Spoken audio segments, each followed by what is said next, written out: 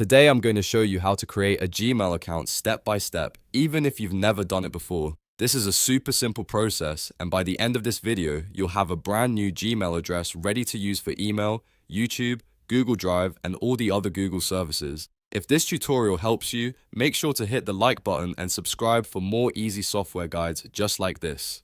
Alright, let's jump right in. The first thing you want to do is open your browser. You can use Chrome, Safari, Edge, or any browser you prefer. Once the browser is open, go to the Google Accounts page. You can type accounts.google.com into the address bar and press Enter.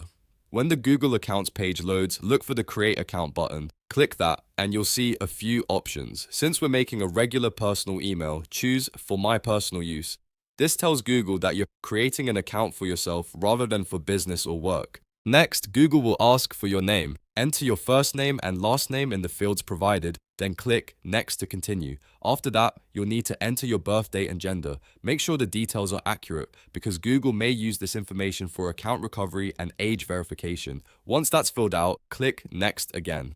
Now comes the fun part. Choosing your Gmail address. Google may suggest a couple of available email addresses for you, or you can choose Create Your Own Gmail address if you want something more custom. Try to pick something easy to remember and professional if you plan to use it for work, school, or online accounts. Once you've chosen your Gmail address, click Next. After that, it's time to create a password. Make sure your password is strong and secure. Use a mix of letters, numbers, and symbols if possible, and avoid using anything too obvious. Type your password carefully, then click Next once you're done.